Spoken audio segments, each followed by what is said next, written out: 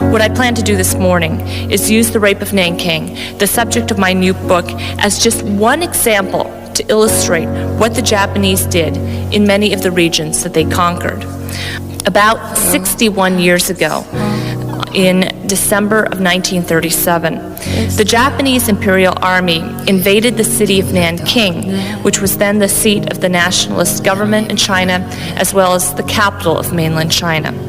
And within a 6 to 8 week period, the Japanese army not only looted and burned this defenseless city, but systematically raped, tortured, and murdered some 300,000 Chinese civilians. More people would die from the rape of Nanking than from the atomic blasts at Hiroshima and Nagasaki combined. There were stories of women who were nailed to walls and impaled after being raped, or nailed to boards and run over by army tanks. There were stories of people being hanged by their tongues on iron hooks, or buried waist down in the soil so they could be ripped apart by German shepherds.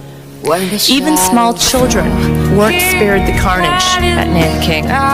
Babies were tossed in the air and bayoneted on the way down, or thrown alive into vats of boiling water.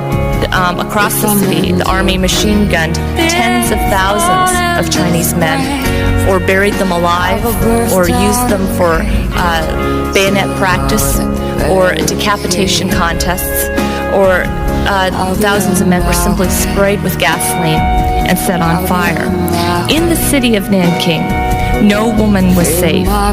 Japanese soldiers raped great-grandmothers over the ages of 80, along with children under the ages of 8. The army did more than just rape women and girls, but often mutilated them horribly with tree branches, bayonets, swords, golf sticks, and even lit firecrackers.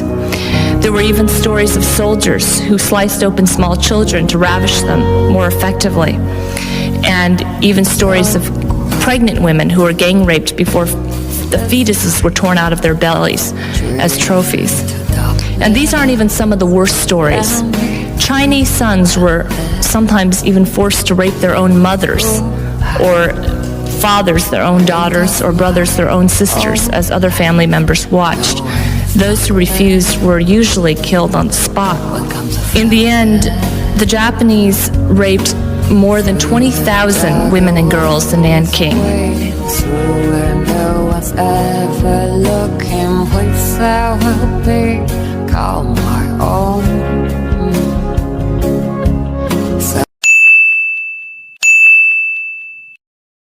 抖音